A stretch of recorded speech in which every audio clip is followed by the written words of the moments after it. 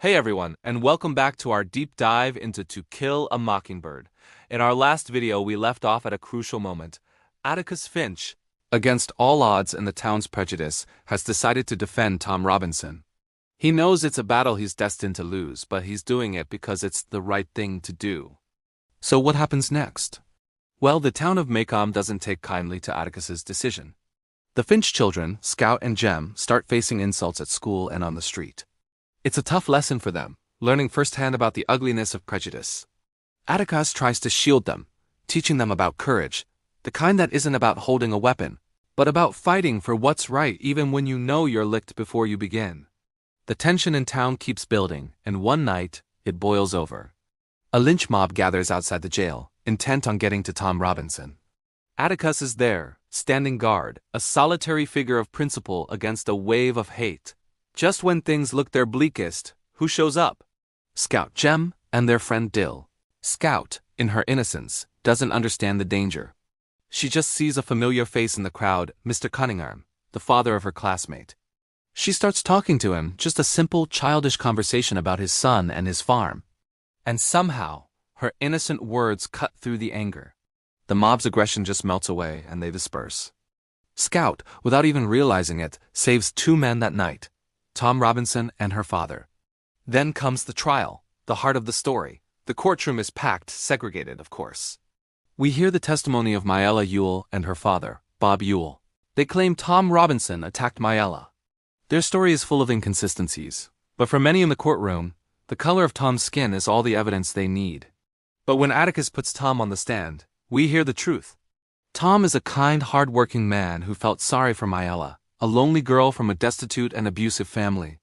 He was just trying to help her with some chores. It was Mayella who made an advance on him, and when her father saw them, he flew into a rage. To cover up her own actions and her father's fury, she accused Tom. Atticus's closing argument is one of the most powerful moments in literature.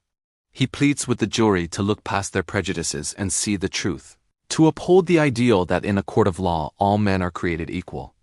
Despite the overwhelming evidence of Tom's innocence, including the fact that his left arm is useless from a childhood accident, making it impossible for him to have caused Mayella's injuries, the all-white jury delivers the verdict everyone expected but dreaded: guilty. The injustice is a devastating blow, especially to Jem, whose childhood innocence is completely shattered. He can't understand how people can be so hateful and unfair. But even in this darkness, there are glimmers of hope. The next morning, the Finch kitchen is overflowing with food gifts from the Black community. A silent, powerful thank you to Atticus for standing up for one of their own. It's a testament to the respect and gratitude he has earned. The tragedy, however, is far from over. Tom, losing all hope, tries to escape from prison and is shot and killed. His death is a senseless act of violence, likened to the killing of a mockingbird, a creature that only brings beauty into the world and does no harm. Bob Ewell, despite winning the case, feels humiliated by Atticus. He knows Atticus exposed him for the liar he is. His anger festers, and he vows revenge. On a dark night, as Jem and Scout are walking home from a Halloween pageant, Ewell attacks them. In the terrifying struggle, a mysterious figure comes to their rescue. Jem's arm is broken, but they are saved. When the sheriff arrives, he finds Bob Ewell dead at the scene. Who saved the children? It was none other than their reclusive, mysterious neighbor, Arthur Boo Radley. For years, the kids had seen him as a monster, a figure of scary stories.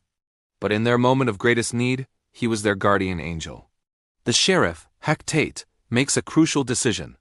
He knows Boo Radley saved the children, but he also knows that dragging the intensely private Boo into the spotlight would be a cruel punishment. So he decides to report that Ewell fell on his own knife. It's a compassionate lie to protect a good but fragile man. As Atticus asks Scout if she understands, she shows her newfound wisdom, saying that putting Boo on trial would be sort of like shooting a mockingbird. In the end, Scout walks Boo Radley home. Standing on his porch, she finally sees the world from his perspective, looking out at the neighborhood, at her own house, at the events of the past few years. She finally understands him. He wasn't a monster. He was just a person. And with that, Harper Lee's masterpiece concludes, leaving us with a profound understanding of empathy, courage, and the moral complexities of the human heart. Thank you so much for joining me on this journey through To Kill a Mockingbird. If you enjoyed this summary, please give it a thumbs up, and don't forget to subscribe for more literary deep dives. We'll see you in the next video.